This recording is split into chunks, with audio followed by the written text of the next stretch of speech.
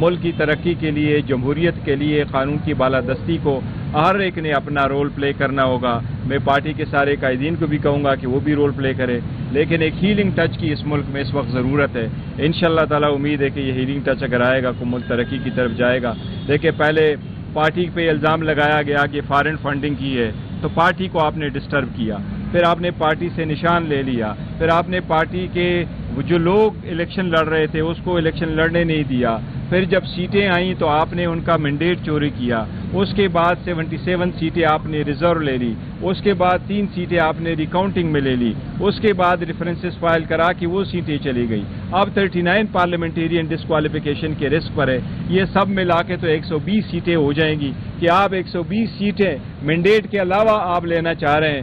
اگر ایسا ہی ہے اور ایسے ہی ایک پولیٹیکل پارٹی کو آپ سائڈ لائن کر رہے ہیں تو میرا خیال ہے یہ ملک کے لیے، جمہوریت کے لیے اچھا شگون نہیں ہوگا۔ میں نے ایکچولی جنازے پہ پہلے آنا تھا، بٹ وہاں پارٹی کے کچھ کام تھے، جو ہمارے سینیٹرز بنے تھے ان کو پارٹی میں جوائن کرنے کا ایک پروسیس لمبا تھا، وہ میں اٹینڈ نہیں کر سکا تھا۔ کل آل پارٹیز کانفرنس میں ایک مجبوری تھی، تو اس لیے آج آنا پڑ گیا۔ میں نے دیکھا ہے الحمدللہ، اللہ تعالیٰ ہمت دے حماد اظہر صاحب کو، اس کو بڑا باہمت پایا، اور میاظر صاحب الحمدللہ ایک بھرپور زندگی انہوں نے گزاری تھی، ایک بہترین سیاسی زندگی انہوں نے گزاری ہے، لیکن حماد اظہر صاحب کے ساتھ ہماری بڑی ہمدردی ہے اور ہماری دعائیں اس کے ساتھ ہیں، کیونکہ انہوں نے 2 سال جو روپوشی میں گزارے ہیں، والد صاحب سے دور اور فیملی سے دور رہ کے گئے ہیں، وہ پارٹی کے ساتھ اس نے ایک ثابت قدمی کا ثبوت دیا ہے، تو ہم سارے اس کو ہمیشہ کے لیے یاد رکھیں گے، اور دعائیں ہماری اللہ تعالیٰ میاں صاحب کی مغفرت فرمائے اور ان کو صبر جمیل دے دے۔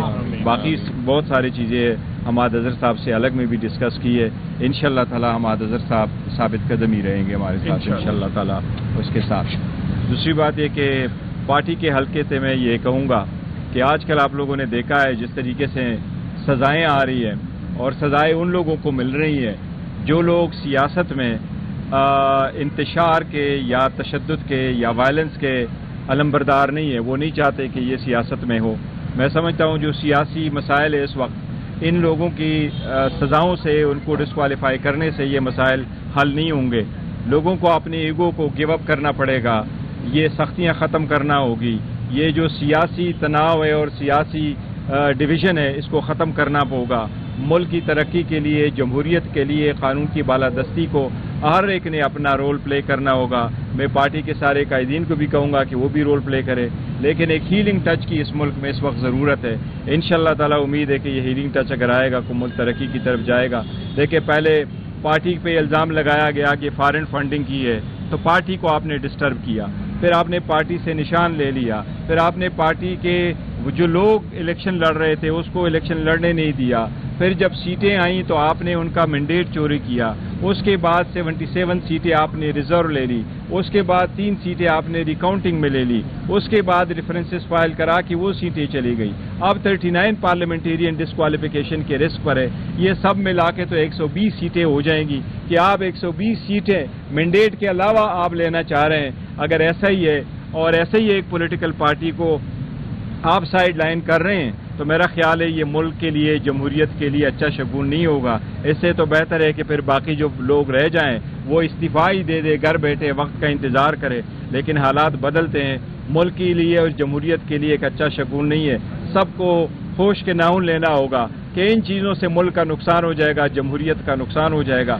کوشش کرنی چاہیے کہ یہ سارا ریورس ہو، یہ سختیاں مزید نہ ہو، اور یہ جو غیر آئینی غیر قانونی کام چل رہے ہیں یہ ختم ہو۔ گوہر صاحب، جس طرح حماد صاحب کے والد صاحب نے ساری زندگی وزاداری کی سیاست کی، رکھ رکھاؤ اور بے داغ کیریئر، اسی طرح حماد صاحب کا کی بے داغ کیریئر، کوئی کرپشن کا ایلیگیشن نہیں، وزادار سیاستدان، ہمیشہ پرتشدد رویوں کی انہوں نے مخالفت کی، کئی معاملات ہم نے اپنی آنکھوں سے بھی دیکھے جا چکے ہیں۔ تو کیا سمجھتے ہیں ان فیوچر، کیونکہ آپ جاتے بھی ہیں، مذاکراتی عمل کا حصہ بھی ہوتے ہیں، تو اس طرح کے چہروں کے لیے کہ سیاست کتنی ضروری ہے؟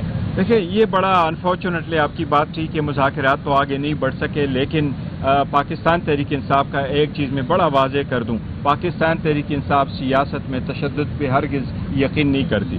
پاکستان تحریک انصاف کے سارے جتنے آپ نے ان کے پروٹیسٹ دیکھے، آپ نے ان کے ریلیز دیکھی، آپ نے ان کے جلسے دیکھے، اس میں ساری فیملیز آئی ہوئی ہوتی ہے، ہر واقع آف لائف سے لوگ آئے ہوئے ہوتے ہیں۔ ہمیشہ سے 27 سال خان صاحب نے اسٹرگل کی ہے۔ جب انہوں نے کہا ہے کہ جب میں سوچتا ہوں، دیکھتا ہوں کہ میرا ورکر پر تشدد ہو سکتا ہے تو میں ریلی کال اپ کرتا ہوں، جب میں سمجھتا ہوں ان پہ تشدد ہو سکتا ہے میں ریلی کال اپ کرتا ہوں۔ اب تشدد کی کوئی جگہ نہیں ہے سیاست میں، لیکن ایک دوسرے کی برداشت کرنے کی جگہ ہوگی۔ دیکھو، ہیلنگ ٹچ ان لوگوں نے دینا ہے جن کی وجہ سے، جن کے ہاتھوں سے زیادتیاں ہوئی ہیں، تو سب لوگوں نے برداشت کیا۔ اب حماد اظہر صاحب کی مثال لے لے، 2 سال اپنی فیملی، اپنے والدین سے، بچوں سے دور رہنا روپوشی میں، یہ کوئی آسان کام نہیں ہے۔ یہ صرف اور صرف انہوں نے جمہوریت کی خاطر کیا ہے، اس نظریے کے ساتھ کیا ہے۔ میں سمجھتا ہوں انشاءاللہ تعالیٰ بھی بہتری کی طرف جانا چاہیے۔ شکریہ۔ بسم اللہ الرحمن الرحیم۔ میں نے ایکچولی جنازے پہ پہلے آنا تھا، بٹ وہاں پارٹی کے کچھ کام تھے، جو ہمارے سینیٹرز بنے تھے ان کو پارٹی میں جوائن کرنے کا ایک پروسیس لمبا تھا، وہ میں اٹینڈ نہیں کر سکا تھا۔ کل آل پارٹیز کانفرنس میں ایک مجبوری تھی، تو اس لیے آج آنا پڑ گیا۔ میں نے دیکھا ہے الحمدللہ، اللہ تعالیٰ ہمت دے حماد اظہر صاحب کو، اس کو بڑا باہمت پایا، اور میاں اظہر صاحب الحمدللہ ایک بھرپور زندگی انہوں نے گزاری تھی، ایک بہترین سیاسی زندگی انہوں نے گزاری ہے۔ لیکن حماد اظہر صاحب کے ساتھ ہماری بڑی ہمدردی ہے اور ہماری دعائیں اس کے ساتھ ہیں، کیونکہ انہوں نے 2 سال جو روپوشی میں گزارے ہیں، والد صاحب سے دور اور فیملی سے دور رکھ کے گئے ہیں، وہ پارٹی کے ساتھ اس نے ایک ثابت قدمی کا ثبوت دیا ہے۔ تو ہم سارے اس کو ہمیشہ کے لیے یاد رکھیں گے، اور دعائیں ہماری اللہ تعالیٰ میاں صاحب کی مغفرت فرمائے اور ان کو صبر جمیل دے دے۔ باقی بہت ساری چیزیں حماد اظہر صاحب سے الگ میں بھی ڈسکس کی ہے۔ انشاءاللہ تعالیٰ حماد اظہر صاحب ثابت قدم ہی رہیں گے ہمارے ساتھ انشاءاللہ تعالیٰ اس کے ساتھ۔ دوسری بات یہ کہ پارٹی کے حلقے سے میں یہ کہوں گا کہ آج کل آپ لوگوں نے دیکھا ہے جس طریقے سے سزائیں آ رہی ہیں، اور سزائیں ان لوگوں کو مل رہی ہیں جو لوگ سیاست میں انتشار کے یا تشدد کے یا وائلنس کے علمبردار نہیں ہے، وہ نہیں چاہتے کہ یہ سیاست میں ہو۔ میں سمجھتا ہوں جو سیاسی مسائل ہے اس وقت، ان لوگوں کی سزاؤں سے، ان کو ڈسکوالیفائی کرنے سے یہ مسائل حل نہیں ہوں گے۔ لوگوں کو اپنے ایگو کو گیو اپ کرنا پڑے گا، یہ سختیاں ختم کرنا ہوگی، یہ جو سیاسی تناؤ ہے اور سیاسی ڈویژن ہے اس کو ختم کرنا ہوگا۔ ملک کی ترقی کے لیے، جمہوریت کے لیے، قانون کی بالادستی کو ہر ایک نے اپنا رول پلے کرنا ہوگا۔